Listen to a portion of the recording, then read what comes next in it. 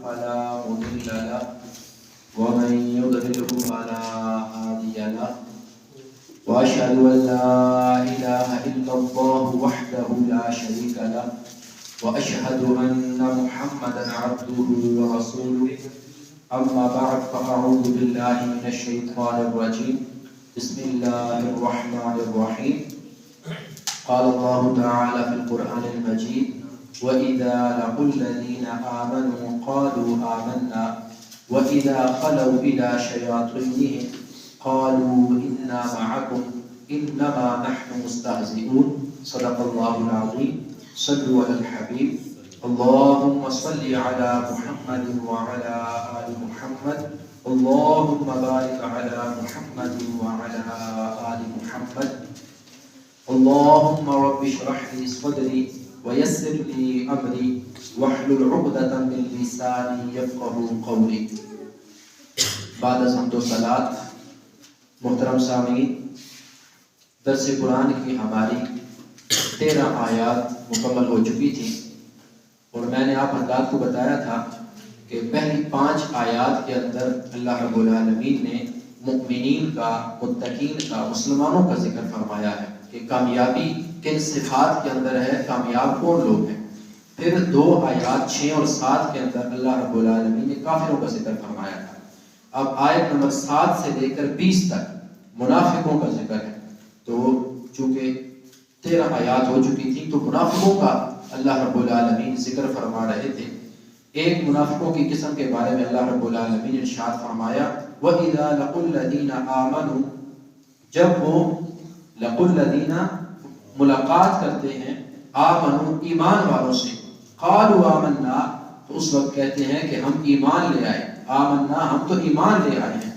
جب منافق صحابہ کرام سے ملتے تھے، مسلمانوں سے ملتے تھے تو انہیں کہتے تھے کہ ہم ایمان لے آئے ہیں. وَإِذَا خَلَوْا إِلَى شَيَاطِينِهِمْ، اور جب وہ اکیلے ہوتے تھے اپنے شیطانوں کے پاس، اپنے شیطان سرداروں کے پاس، اپنے منافقین جو ان کے بڑے بڑے علماء تھے جن کی وجہ سے وہ اس طرح کی منافقت کر رہے تھے، جب ان کے پاس آتے تھے قالوا انا معکم، تو وہ کہتے تھے کہ بے شک ہم تمہارے ساتھ ہیں. صحابہ کرام کے پاس آئے، انہیں کہا کہ ہم تو مسلمان ہو چکے ہیں. اپنے سرداروں کے پاس گئے، ان کے پاس جا کر کہا کہ ہم تو تمہارے ساتھ ہیں. انما نحن مستہزئون، ہم تو صحابہ کرام کے ساتھ بس مذاق کرتے ہیں. ان کے سامنے ہم کوئی اصل ایمان کا اظہار نہیں کرتے بلکہ ان کے سامنے بس یوں ہی کہہ دیتے ہیں تاکہ ان کی طرف سے ہمیں کوئی خطرہ نہ ہو، وہ بھی ہمیں مسلمان سمجھے. مسلمان اگر کوئی جنگ جیت کر آئے تو جو مال غنیمت ملتا ہے وہ بھی ہمیں ملتا رہے. مسلمانوں کے ساتھ بھی اچھے تعلقات ہوں اور اپنے سردار جو ہیں، جو یہودی ہیں یا عیسائی ہیں، کسی بھی مذہب سے تعلق رکھنے والے ہیں، ان کے ساتھ بھی ہمارے تعلقات اچھے رہیں. لہذا منافق کہتے ہی اس شخص کو ہیں جس کے 2 رخ ہوں، ایک طرف سے کام چلائے یا دوسری طرف سے بھی اس نے اپنی اتحادی بنائے ہوئے ہوں. تو اس لیے اللہ رب العالمین نے آگے ارشاد فرمایا کہ یہ مسلمانوں کے ساتھ مذاق اڑاتے ہیں، مسلمانوں کے ساتھ صحابہ کرام کے بارے میں کہتے ہیں کہ ہم ان کے ساتھ مذاق کر رہے ہیں. اللہ یستہزئ بہم، اللہ ان کے ساتھ، جیسا کہ اس کی شان ہے، ان کے ساتھ مذاق کرے گا. روایات کے اندر آتا ہے کہ جب یہ منافق جہنم کے اندر ہوں گے اور مومن جنت کے اندر ہوں گے تو اس وقت فرشتے یا جنتی جو ہیں وہ ان کو بلائیں گے، منافقین کو، کہ آؤ جنت کی طرف، دنیا میں تم نے بھی کلمہ پڑھا تھا. جب وہ جنت کے پاس پہنچنے والے ہوں گے تو اچانک ان کے درمیان دیوار آ جائے گی. بعض مفسرین نے کہا کہ یہاں پر جو یہ ہے کہ اللہ یستہزئ بہم، اللہ بھی ان کے ساتھ مذاق کرے گا، تو اس آیت کا مطلب یہ ہے کہ یہ آخرت میں ہوگا. اور دوسرا اس کا یہ مطلب بیان کیا جاتا ہے کہ جیسا کہ اللہ کی شان ہے یمدہم فی طغیانہم یعمہون، جس طرح بچوں میں ہوتا ہے کہ وہ ایک ہیلی کاپٹر یا جہاز سا ہوتا ہے، پتنگا سا، اس کے اوپر پیچھے باندھ کے رسی چھوڑ دیتے ہیں. اس لیے اللہ رب العالمین یہاں اس طرح کی مثال بیان فرمائی کہ اللہ رب العالمین نے بھی ان کو ان کی سرکشی میں چھوڑ دیا ہے کہ یہ اب جتنی مرضی گناہ کرتے رہیں گے مزید اللہ رب العالمین کے غضب کا شکار ہوتے رہیں گے. اللہ یستہزئ بہم، اللہ بھی ان کے ساتھ مذاق کرے گا. وَيَمُدُّهُمْ فِي طُغْيَانِهِمْ يَعْمَهُونَ، اور اللہ نے ان کو چھوڑ دیا ہے اپنی سرکشی کے اندر کہ یہ بھٹکتے چلے جائیں. جب اللہ رب العالمین کسی شخص سے ناراض ہوتا ہے تو اس سے اس طرح نیک اعمال کے ہدایت کی توفیق چھین لیتا ہے، تاکہ اب چونکہ اس نے جان بوجھ کے خود گمراہی کا راستہ اختیار کیا، اب اس کو گمراہی کے مزید آسانیاں ہوتی چلی جائیں گی، مزید گمراہی کا راستہ اس کے سامنے آتا چلا جائے گا، آسان ہو جائے گا اس کے لیے گناہ کرنا، اور اس طرح مزید وہ اللہ رب العالمین کے غضب کا شکار ہوتا رہے گا۔ آگے اللہ رب العالمین ارشاد فرمایا اولئک الذین اشتروا الضلالۃ بالہدی، یہی وہ لوگ ہیں اشتروا مطلب خریدنا، یہی وہ لوگ ہیں جنہوں نے خریدی ہے الضلالۃ ضلالت گمراہی بالہدی ہدایت کے بدلے میں۔ ان کے پاس موقع تھا، اللہ کا رسول مدینے میں موجود تھا، لیکن انہوں نے ہدایت نہیں لی، ہدایت کے بدلے میں گمراہی کو انہوں نے پسند کیا۔ فما ربحت تجارتهم، یعنی اللہ رب العالمین یہاں ان کے اس سودے بازی کو تجارت کہا ہے کہ انہوں نے گمراہی کے بدلے میں، ہدایت کے بدلے میں گمراہی کو خرید لیا، لہذا انہوں نے یہ تجارت کی ہے، اس تجارت نے ان کو کوئی فائدہ نہیں پہنچایا۔ وما كانوا مهتدین، اور نہ ہی یہ ہدایت والے ہوئے، نہ ہی ان کو ہدایت ملی۔ دنیا کے اندر بھی اللہ رب العالمین ان کو جو ہے وہ گناہوں کی بھری انہوں نے زندگی گزاری، ذلت کا سبب بنے گی، اور قیامت والے دن بھی ان کا جو سامنا ہے وہ اللہ رب العالمین کی ناراضگی کے ساتھ ہوگا۔ اگلی 2 آیات بلکہ یہ 4 آیات ہیں، ان میں اللہ رب العالمین نے مثال کے ذریعے سے لوگوں کو بات سمجھانے کی کوشش کی ہے۔ مثلهم كمثل الذي استوقد نارا، ان منافقین کی مثال یہ ہے استوقد نارا، جس طرح ایک شخص نے ایک آگ جلائی، یعنی بالکل اندھیرا تھا، ایک شخص نے آگ جلائی، فلما اضاءت ما حوله، جب چاروں طرف روشنی ہو گئی، ذهب الله بنورهم، تو پھر جو لوگ پہلے اندھیرے کے اندر تھے اب اللہ رب العالمین نے ان کی آنکھوں کے نور کو لے لیا، وترکهم فی ظلمات لا یبصرون، اور اب پھر دوبارہ سے وہ اندھیروں کے اندر ہیں۔ اس کو اس طرح سمجھیں کہ پہلے ہر طرف کفر و ضلالت تھی، گمراہیاں تھیں، ہر طرف ظلم تھا، لیکن نبی صلی اللہ علیہ وسلم اسلام کی روشنی لے کر آئے، لیکن ان لوگوں نے اس کا انکار کر دیا، تو پھر اللہ رب العالمین نے ان سے ہدایت کی روشنی وہ لے لی، تو اب یہ پہلے بھی گمراہی کے اندر تھے، نبی علیہ السلام کی تشریف آوری کے بعد دوبارہ سے گمراہی کے اندر اندھیروں کے اندر زندگی گزاری، تو اللہ رب العالمین نے اس بات کو مثال کے ذریعے سمجھایا، اور آگے ارشاد فرمایا کہ یہ اس طرح ہو گئے صم بکم عمی فہم لا یرجعون، کہ یہ اس اندھیری رات کے اندر بہرے ہیں، گونگے ہیں، اندھے ہیں، اور یہ کبھی بھی ہدایت کی طرف، سیدھے راستے کی طرف لوٹ کر نہیں آئے گے۔ جتنے بھی انسان ہیں اللہ رب العالمین، یہ جتنے بھی کافر ہیں اللہ رب العالمین ان کو ڈائریکٹ صم بکم عمی ان پر مہر نہیں آتی، بلکہ ہر ایک کے لیے اللہ رب العالمین زندگی میں اس کو مختلف موقع دیتا ہے کہ وہ ہدایت کا راستہ اختیار کرتا ہے یا گمراہی کا راستہ اختیار کرتا ہے۔ جو لوگ بار بار جان بوجھ کر گمراہی کا راستہ اختیار کریں، ان کو معلوم ہو کہ صحیح یہ ہے اور غلط یہ ہے، اس کے باوجود وہ غلط راستہ اختیار کرتے رہیں، صرف اپنی نفسانی خواہشات کو پورا کرنے کے پیچھے لگے رہیں، تو پھر اللہ رب العالمین بھی ان سے وہ توفیق نیکی کی چھین لیتا ہے، پھر ان کو گمراہی کے راستے پر چھوڑ دیتا ہے۔ اور جو لوگ بے شک پہلے گمراہ ہو، بڑے سے بڑا کافر ہو، لیکن اس کے سامنے جب ہدایت آئے اور وہ ہدایت کو قبول کر لے، تو اللہ رب العالمین پھر اس شخص کے لیے ہدایت کے راستے کھولتے چلا جاتا ہے۔ اصل چیز یہ ہے کہ انسان کا ارادہ کیا ہے۔ اگر کوئی شخص نیک بننا چاہتا ہے، اس کا ارادہ مضبوط ہے، تو چاہے جتنے بھی گمراہیوں کے اندر موجود ہو، اس کے عقیدے اور نظریے کتنے ہی خراب کیوں نہ ہو چکے ہوں، کسی بھی مذہب یا مسلک کے اندر کیوں نہ ہو، وہ ہدایت کا راستہ حاصل کر لیتا ہے۔ لیکن اس کی وجہ یہ ہے کہ وہ شخص کوشش کرنے والا ہو، اس کے دل کے اندر ہدایت کی طلب موجود ہو، تو اللہ رب العالمین اس شخص کے لیے راستے کھول دیتا ہے۔ آگے اللہ رب العالمین نے منافقوں کی ایک اور طریقے سے مثال بیان فرمائی، او کصیب من السماء، یا یوں سمجھو ان لوگوں کی مثال اس طرح ہے کہ آسمان سے بارش ہو رہی ہے، فیہ ظلمات ورعد وبرق، اور اس بارش کے اندر اندھیرے بھی ہیں، بجلی بھی کڑک رہی ہے، زوردار جھکڑ بھی چل رہے ہیں، یجعلون اصابعهم فی آذانهم من الصواعق حذر الموت، اور یہ منافق اپنی انگلیاں اپنے کانوں کے اندر ڈال لیتے ہیں موت کے خوف کی وجہ سے۔ یعنی ایک مثال پہلے یہ سمجھیں کہ ایک مثال اللہ رب العالمین نے بیان فرمائی کہ یہ سمجھیں کہ آسمان سے بجلی کڑک رہی ہے، بارش ہو رہی ہے، آندیاں چل رہی ہیں، اس دوران جو منافق قسم کے لوگ ہیں وہ موت کے ڈر کی وجہ سے اپنے کانوں میں ان کڑکے کی یا بجلی کی آواز سے خوف کی وجہ سے اپنے کانوں میں انگلیاں ڈال دیتے ہیں. واللہ محیط بالکافرین، اللہ تو کافروں کو گھیرے ہوئے ہے. اس کا مطلب یہ ہے کہ جب اسلام نازل ہوا، اسلام کو یا قرآن مجید کو اللہ رب العالمین نے یہاں آسمان کی بارش سے مثال دی ہے کہ یہی سمجھے کہ قرآن مجید نازل ہو رہا ہے، اور قرآن مجید نازل ہونے کے ساتھ منافقوں کے لیے جس طرح بارش جب ہوتی ہے تو کچھ آندیاں ہوتی ہیں، کچھ اس طرح کی سخت آوازیں آ رہی ہوتی ہیں خوفناک قسم کی، اسی طرح جب کوئی احکام آتے تھے تو ان کے لیے ان بجلی کی طرح محسوس ہوتے تھے. جو منافق تھے جب جہاد کا حکم ہوا تو سخت پریشان ہوئے. جب غزوہ تبوک کے لیے بلایا گیا تو اس وقت فصلیں پک کر تیار ہو چکی تھی، لیکن جو منافق تھے انہوں نے بہانے بنائے.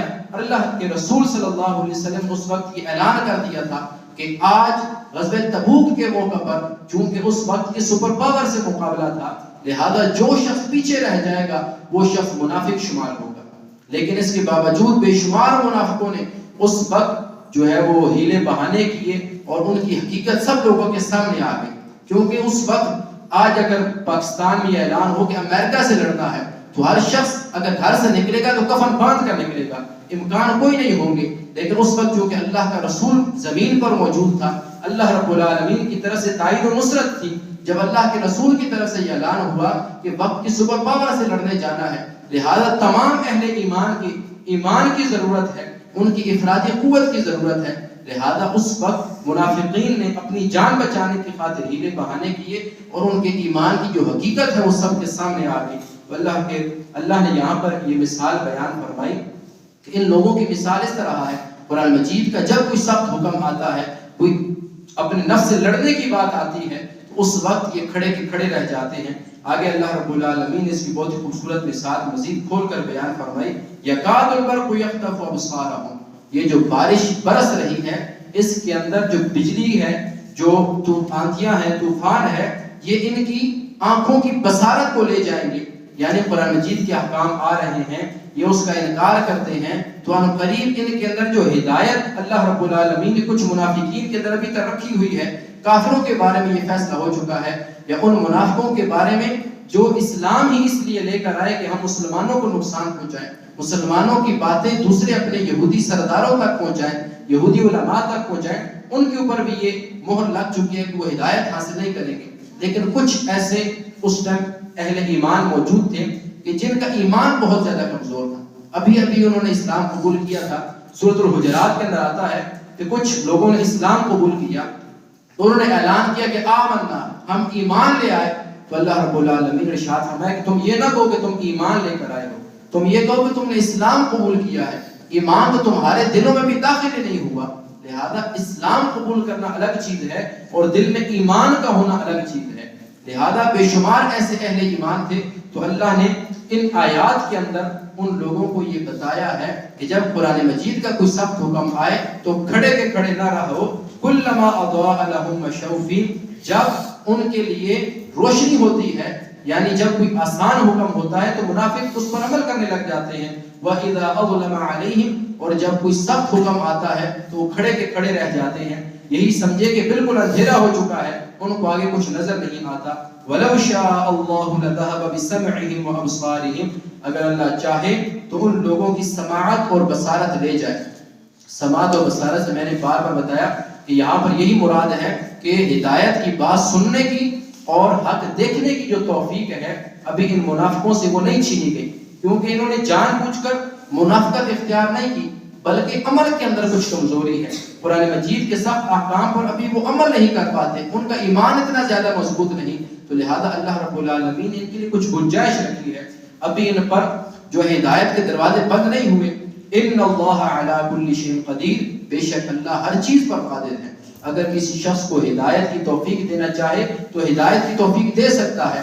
ہر شخص کے لیے ہدایت کے راستے کھلے ہیں سوائے ان لوگوں کے جو جان بوجھ کے اپنا حق کا راستہ بند کر دیں. اللہ رب العالمین نے سورۃ العنکبوت میں ارشاد فرمایا والذین جاہدوا فینا لنہدینہم سبلنا، جو لوگ ہمارے راستے میں کوشش کرتے ہیں ہم ان کے لیے اپنے راستے آسان کر دیتے ہیں، اپنے راستے کھول دیتے ہیں۔ آگے اللہ رب العالمین نے 2 آیات کے اندر اپنی عبادت کا حکم دیا ہے، اپنی چند شانیں بیان فرمائی ہیں۔ اللہ نے ارشاد فرمایا یا ایھا الناس، اے لوگوں، اعبدوا اللہ، اللہ کی عبادت کرو، اپنے رب کی عبادت کرو۔ اعبدوا ربکم، اپنے رب کی عبادت کرو۔ کون سا رب؟ الذی خلقکم والذین من قبلکم، وہ رب جس نے خلقا، تمہیں تخلیق کیا، تمہیں پیدا کیا، والذین من قبلکم، اور تمہارے آباء و اجداد کو، یعنی جتنے بھی انسان موجود ہیں وہ سب کا خالق ہے، سب کا پیدا کرنے والا ہے۔ تم اپنے اس خالق کی، اپنے اس رب کی عبادت کرو۔ لعلکم تتقون، لعلکم تتقون کے 2 مطلب بیان کیے جاتے ہیں۔ ایک مطلب تو یہ کہ تم زیادہ سے زیادہ عبادت کرو تاکہ تم متقی بن جاؤ، تمہارے اندر تقویٰ آ جائے۔ تقویٰ کا مطلب یہ ہوتا ہے کہ وہ شخص متقی ہوتا ہے جو جائز چیزوں کو بھی اس لیے چھوڑ دے کہ کہیں یہ راستہ مجھے اللہ کی نافرمانی کی طرف نہ لے جائے۔ متقی کی یہ صرف تفاسیر کے اندر بیان ہوئی کہ وہ متقی ہوتا ہے کہ جو صحیح راستہ بھی یا جائز چیزیں بھی اس لیے چھوڑ دیں کہ کہیں یہ چیزیں مجھے اللہ کی نافرمانی کی طرف نہ لے جائیں۔ غلط یا گناہوں کی طرف جانا تو بہت دور کی بات، وہ متقی بعض جائز چیزوں کو بھی چھوڑ دیتا ہے۔ اور دوسرا اس کا مطلب یہ ہے کہ تم اللہ کی عبادت کرو جو تمہارا رب ہے اور تمہارے آباء و اجداد کا رب ہے، تاکہ تم اس کے غضب سے بچ سکو۔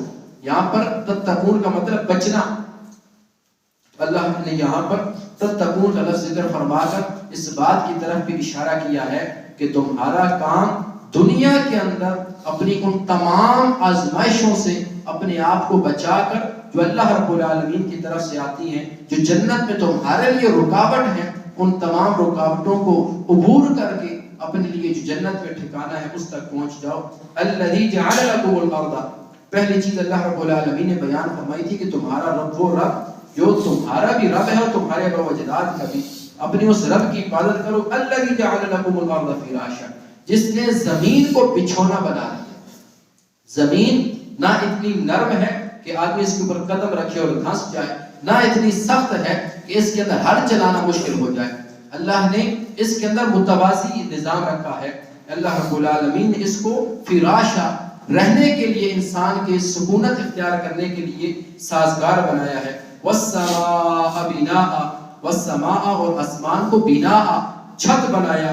وانزل من السماء ماء، اور اللہ نے آسمان سے بارش نازل کی۔ فاخرج به من الثمرات رزقا لكم، اور پھر اللہ نے اس بارش کے ذریعے سے ثمرات، پھل نکالے، رزقا لكم، جو تمہارے لیے رزق ہے۔ اللہ رب العالمین آسمان سے بارش نازل کرتا ہے اور بے شمار کھیتیاں اور فصلیں اس بارش کی وجہ سے اپنا پھل لاتی ہیں۔ فلا تجعلوا للہ اندادا، جب اتنا کچھ اللہ رب العالمین کر رہا ہے تو پھر اللہ کے ساتھ تم کسی اور ہستی کو نہ بلاؤ، اللہ کے ساتھ تم کسی اور ہستی کی عبادت نہ کرو۔ وانتم تعلمون، حالانکہ تم جانتے ہو کہ اللہ رب العالمین ہی وہ ذات ہے کہ جو پورے نظام کو چلا رہی ہے، پوری کائنات کا خالق وہ اللہ ہی ہے۔ لہذا تم اللہ کے ساتھ کسی اور ہستی کو معبود نہ بناؤ، شریک نہ بناؤ۔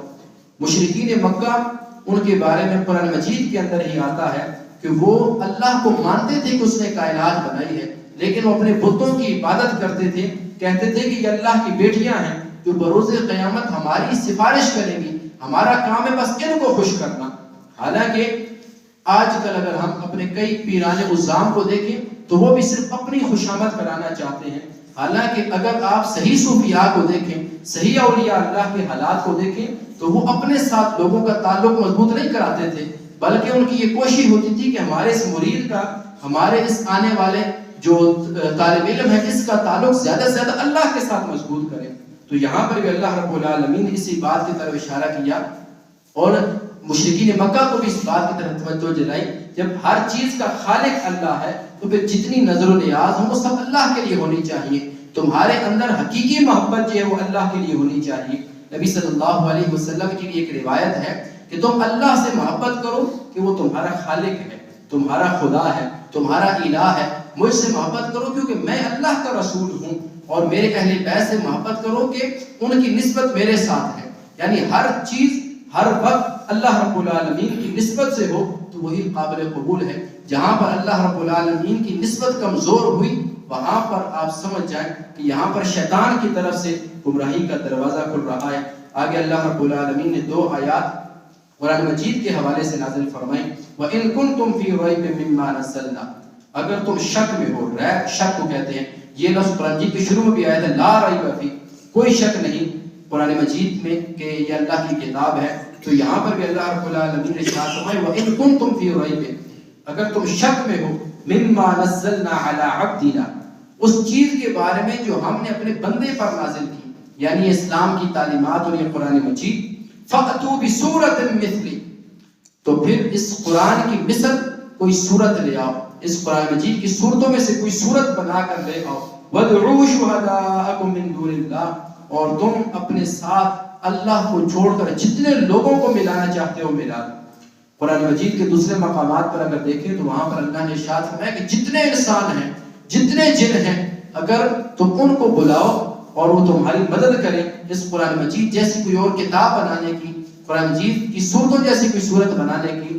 ان کنتم صادقین، اگر تم سچے ہو کہ یہ کتاب اللہ کی طرف سے نہیں ہے تو تم بھی بنا کر لے آؤ. دنیا کے اندر اگر آپ ایک کاریگر دیکھتے ہیں کہ وہ کسی کام کے اندر ماہر ہے تو آپ اس سے بھی بڑا استاد، اس سے بھی بڑا ماہر دنیا میں کوئی نہ کوئی مل جائے گا. اگر آپ ایک شاعر کو دیکھتے ہیں تو وہ شاعر خود کئی ایسے بڑے بڑے ماہرین کو جانتا ہوگا جو اس سے بھی زیادہ اچھا شعر کہہ دیتے ہیں. آپ کسی بھی فیلڈ کے اندر چلے جائیں، ہر فن کے اندر، ہر علم کے اندر آپ کو ماہر سے ماہر آدمی مل جائے گا. کوئی شخص ایسا نہیں ہوگا کہ جو صرف یہ کہے کہ میں ہی اس دنیا میں سب سے بڑا ماہر ہوں.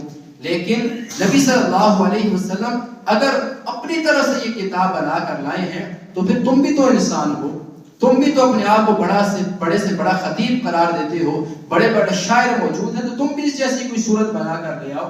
تو یہ اللہ نے چیلنج دیا تھا اس دور میں اور آج تک اس چیلنج کا کوئی جواب نہیں دے سکا.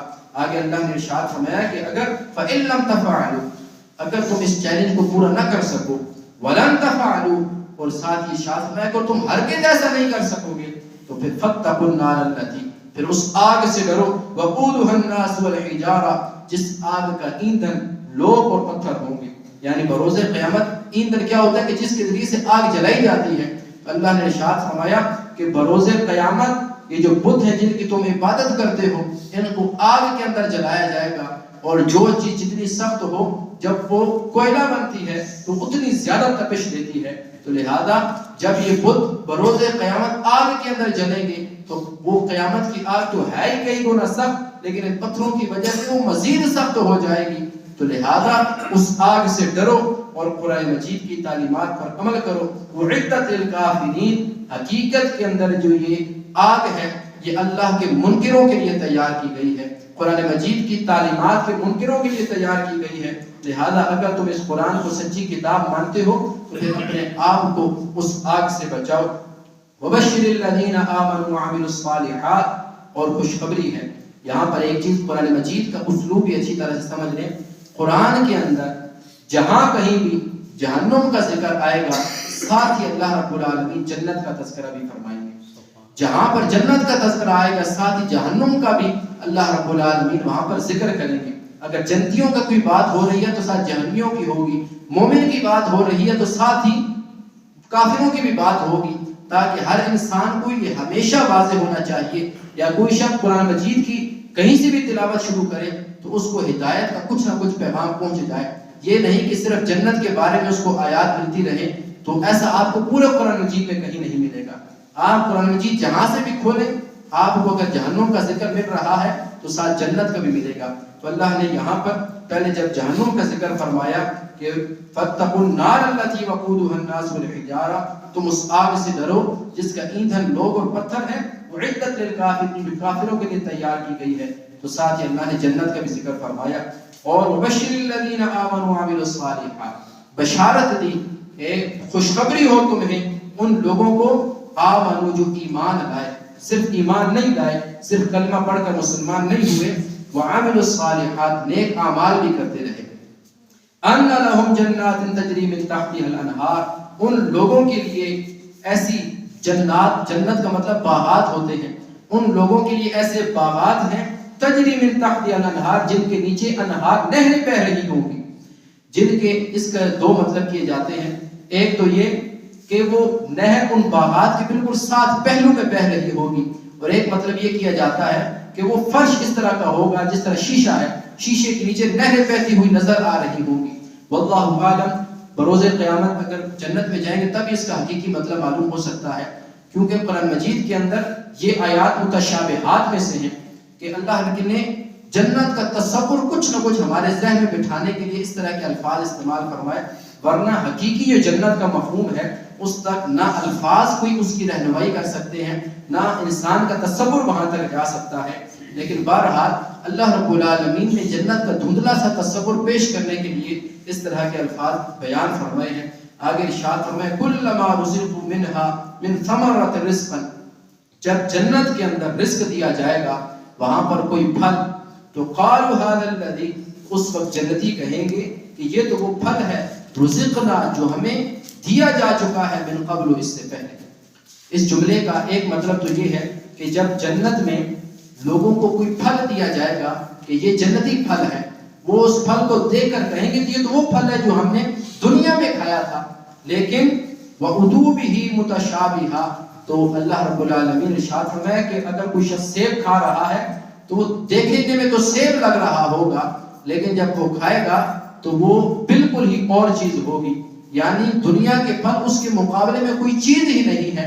تو اللہ نے یہاں پہ ارشاد فرمایا وہ دیکھنے میں تو ملتے جلتے ہیں لیکن حقیقت میں وہ ان ذائقوں سے بہت اعلیٰ قسم کے ذائقے ہیں. وَلَهُمْ فِيهَا أَزْوَاجٌ مُطَهَّرَةٌ، اور وہاں پر ان لوگوں کے لیے پاکیزہ اور نیک بیویاں ہوں گی. وَهُمْ فِيهَا خَالِدُونَ، اور وہ جنت کے اندر ہمیشہ ہمیشہ رہیں گے. یہاں پر ایک مطلب جو پیچھے یہ بیان ہوا کہ ان لوگوں کو جب جنت میں جنتیوں کو پھل دیا جائے گا تو یہاں پر اس کا ایک مطلب یہ کیا جاتا ہے کہ وہ ایک مرتبہ پھل کھائیں گے، کھانے کے بعد دوبارہ ان کے سامنے کوئی وہی پھل آئے گا تو کہیں گے یہ پھل تو ہم نے ابھی کھایا تھا، لیکن جب وہ ذائقہ چیک کریں گے تو پہلے سے بھی کئی زیادہ جو ہے وہ لذیذ ہوگا، ذائقے دار ہوگا. تو اس کا ایک مطلب یہ بیان کیا جاتا ہے کہ ہر مرتبہ جب وہ جنتی پھل کھائیں گے، آج اگر دنیا میں ہم کوئی ایک پھل کھائیں، دوبارہ کھائیں، تیسری بار کھائیں تو ہم قحط کا شکار ہو جائیں گے. لیکن جنتی پھل ایسے ہیں کہ آپ ایک بار پھل کھائیں گے تو آپ کو وہ لذیذ لگے گا، دوبارہ کھائیں گے تو پہلے سے زیادہ آپ کو وہ اچھا محسوس ہوگا، تیسری مرتبہ کھائیں گے تو اس سے بھی زیادہ اچھا آپ کو ذائقہ محسوس ہوگا کہ انسان ان پھلوں سے نہ کبھی اکتائے گا اور نہ ہی کبھی بوریت محسوس کرے گا. یہ ہماری آج 25 آیات مکمل ہو چکی ہیں. اس سے آگے جو یہ ایک آیت آ رہی ہے اس میں قرآن مجید پر ایک اعتراض کا اللہ رب العالمین نے جواب دیا ہے، اور انشاءاللہ 25 سے جو آگے آیات ہیں ان کو اگلے درس کے اندر اگلے جمعۃ المبارک میں عشاء کے بعد بیان کریں گے. اللہ تعالیٰ سے دعا ہے کہ اللہ تعالیٰ ہمیں قرآن مجید کو سمجھنے، پڑھنے اور اس پر عمل کرنے، اس کے پیغام کو دوسرے انسانوں تک پہنچانے کی توفیق عطا فرمائے. اقول قولی ھذا واستغفر اللہ لی ولکم ولسائر المؤمنین. آمین. الحمد للہ رب العالمین والصلاة والسلام علی سید الانبیاء والمرسلین. اللهم رب اشرح لي صدري ويسر لي امري واحلل عقدة من لساني. اللهم انا نسألك علما نافعا ورزقا طيبا وعملا متقبلا. یا رب العالمین ہمیں قرآن مجید کی کامل ہدایت عطا فرما. یا رب العالمین ہم سب کو قرآن مجید سے رہنمائی حاصل کرنے کی توفیق عطا فرما. یا رب العالمین ہم سب کے لیے قرآن مجید کی تعلیمات کو، قرآن مجید کی باتوں کو آسان فرما. یا رب العالمین ہم سب کو قرآن مجید پڑھنے، سمجھنے، اس پر عمل کرنے، اس کے پیغام کو اپنے رشتہ داروں تک، اپنے پڑوسیوں تک، تمام انسانوں تک پہنچانے کی توفیق عطا فرما. یا رب العالمین ہمیں